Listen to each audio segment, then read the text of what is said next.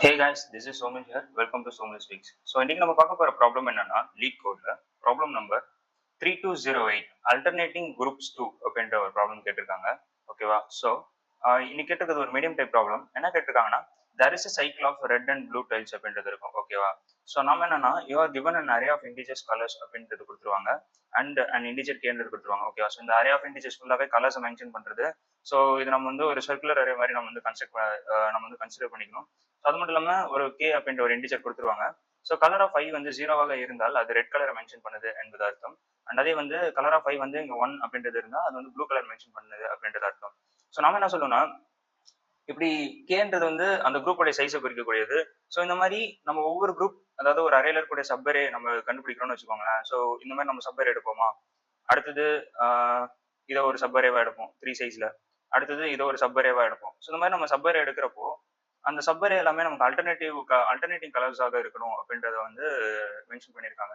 So இப்போ நம்ம என்ன பண்ணணும்னா இந்த ப்ராப்ளமை வந்து அந்த மாதிரி நமக்கு மொத்தம் எத்தனை கவுண்ட் இருக்கு, ஸோ அதாவது 3ன்ற சைஸ்ல மொத்தம் கொடுக்கப்பட்டுள்ள கொடுக்கப்பட்டுள்ள அறையில எத்தனை 3 சைஸ்ல இருக்கக்கூடிய சப்பரேஸ் கண்டுபிடிச்சு அந்த சப்பரேஸ்ல எது எதெல்லாம் நமக்கு அல்டர்னேட்டிவ் நம்பர்ஸ் அப்படின்றது இருக்கு அப்படின்றது கேட்கறாங்க. ஸோ இப்போ நம்ம என்ன பண்ணணும்னா நம்ம ட்ராக் பண்றப்பவே we need to keep track of alternative சப்பரேஸா மட்டுமே நம்ம வந்து ட்ராக் பண்ணிட்டா நமக்கு எளிமையாக இருக்கும். ஓகேவா? ஸோ ஸ்லைடிங் விண்டோ கான்செப்ட்ல நம்ம வந்து அல்டர்னேட்டிவ் அரேஸ் மட்டும் ட்ராக் பண்ணணும். ஸோ அண்ட் அது மட்டும் இல்லாமல் இன்னொரு விஷயம் என்னன்னா நம்ம வந்து இதுக்கு ஒரு சைஸ் 3. ஓகேவா? ஸோ அதே மாதிரி இதுக்கு ஒரு சைஸ் 3 அண்ட் அதே மாதிரி இதுக்கு ஒரு சைஸ் 3. ஓகேவா? ஸோ அதாவது இது ஒரு சைஸ் 3. ஓகேவா? ஸோ அடுத்தது நம்ம 1 0க்கு அப்புறம் திரும்ப இந்த 1 0 இந்த ஒரு ஜீரோவையும் நம்ம எடுத்துப்போம். அடுத்தது இந்த ஜீரோவை எடுத்துக்கிறப்போ ஃபர்ஸ்ட் இருக்க அந்த 2 நம்பரையும் எடுத்துப்போம். ஓகேவா?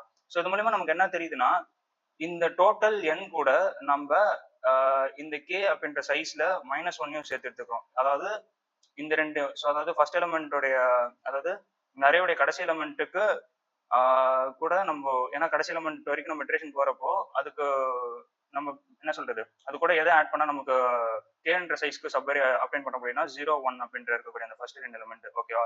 ஸோ அதை அட்டைன் பண்ணணும்னா நம்ம எது வரைக்கும் ஐட்ரேட் பண்ணா n plus k minus 1 வரைக்கும் நம்ம ஐட்ரேட் பண்ணணும். ஸோ ஓகேவா? ஸோ இப்போ என்ன பண்ண போறோம்னா for i in range of n plus k minus 1 வரைக்கும் நம்ம வந்து ஐட்ரேட் பண்ணிட்டு, ஓகேவா? ஸோ நம்ம இதுல என்ன கண்டுபிடிக்க போறோம்னா ஒரு ரிசல்ட் அப்படின்றது கண்டுபிடிக்க போறோம். அந்த ரிசல்ட் தான் அந்த கவுண்ட். ஸோ அந்த ரிசல்ட் தான் நம்ம வந்து ரிட்டர்ன் பண்ண போறோம். ஓகேவா? ஸோ அந்த ரிசல்ட் வந்து நம்ம எப்போ கண்டுபிடிப்போம்னா இஃப் எனக்கு, ஸோ இங்கே ஐ வேணா இங்கே நம்ம வந்து ஆர்னு வச்சுப்போம். அப்படின்னா நமக்கு ஈஸியாக புரியும். ஓகேவா? ரைட் பாயிண்டர் வந்து கீப்ஸ் ஆன் மூவ் ஆகிட்டே இருக்கும் அண்ட் லெஃப்ட் பாயிண்டர்ன்றது வந்து நம்ம அட்ஜஸ்ட் பண்ணணும். ஓகேவா? அதாவது எப்பப்பெல்லாம் நமக்கு அல்டர்னேட்டிவ் கலர்ஸ் இருக்கோ அப்போ மட்டும் நம்ம அட்ஜஸ்ட் பண்ணணும். ஸோ இப்போ அதுக்கு முன்னாடி நம்ம எப்போ வந்து ரிசல்ட் இன்க்ரிமெண்ட் பண்ணுவோம்னா நம்மளுடைய லெஃப்ட் பிளஸ் ரைட் -1 வந்து ஈக்குவல் டு கிவன் அந்த கேன்ற சைஸ்க்கு ஈக்குவலாக இருந்தால் பிளஸ் ஈக்குவல் டு 1. ஸோ நீங்க ஒன்று கேட்கலாம், எங்க அல்டர்னேட்டிவ் நீங்க ஏன் எங்க செக் பண்ணிருக்கீங்க அப்படின்றது. அல்டர்னேட்டிவ் வர மாதிரியே தான் நம்மளுடைய அரேவை வந்து ட்ராக் பண்ணிட்டே இருக்கணும் அப்படின்னு சொன்னேன். அல்டர்னேட்டிவ் இல்லாத மாதிரி நம்ம வச்சிருக்க கூடாது. ஸோ அதுக்காக தான் நம்ம லெஃப்ட் பாயிண்டர் அட்ஜஸ்ட் பண்ணுவோம். ஓகேவா? எதை பேஸ் பண்ணினா, எந்த கண்டிஷன் பேஸ் பண்ணினா, இஃப் எனக்கு ஓகேவா கலர்ஸ் ஆஃப் ஐ அப்படின்றது வந்து ஈக்குவல் டு ஐ கிடையாது, இங்க நான் வந்து ஆர்ன்றது கொடுக்கணும். அதே மாதிரி கலர்ஸ் ஆஃப் இந்த ஆர் -1. ஓகேவா? ஸோ இது வந்து ஈக்குவலாக இருந்தால் நான் வந்து எனக்கு எல்ன்றது ரெண்டுமே சேமாக இருந்தாங்க, பிகாஸ் எனக்கு அல்டர்னேட்டிவா இருக்கணும்னு சொல்றாங்க. ஸோ அப்படி சேமாக இருந்தால் நான் புதுசாக ஒரு சப்பரேவை உருவாக்கணும். எந்த இடத்துல பொசிஷன்ல இருந்தேன்னா இப்போதைக்கு ரைட் பாயிண்டர் எங்க இருந்ததோ அந்த பொசிஷன்ல லெஃப்ட் பாயிண்டரை வந்து ஷிஃப்ட் பண்ணிடுறேன். ஓகேவா? ஸோ ஷிஃப்ட் பண்ணிட்டு திரும்ப ஃபர்ஸ்ட்ல இருந்து, ஓகேவா? ஸோ இந்த மாதிரி வந்து செக் பண்ணணும்.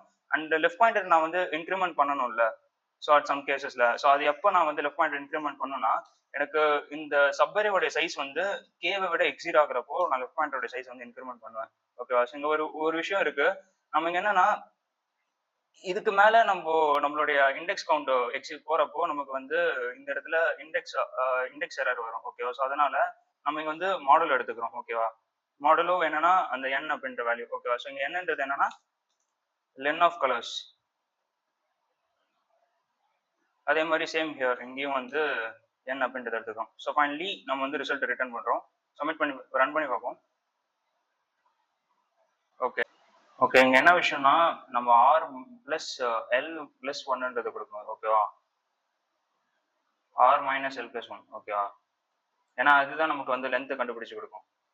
ஏன்னா இப்போ நான் வந்து தேர்ட் இண்டெக்ஸ்ல ஒரு ரைட்ன்றதும் 0th இண்டெக்ஸ்ல லெஃப்ட்ன்றதும் இருந்துச்சுன்னா அது கூட ப்ளஸ் ஒன் ஆட் பண்ணும். ஓகேவா? ஸோ அதாவது 3 மைனஸ் 0 ப்ளஸ் ஒன் அப்படின்னா எனக்கு வந்து சைஸ் வந்து 4 அப்படின்றது கிடைக்கும்.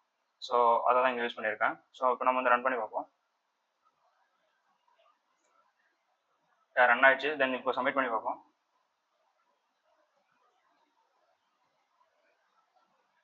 Yeah, submit ஆச்சு. See you guys in more such LeetCode videos. Until then, bye.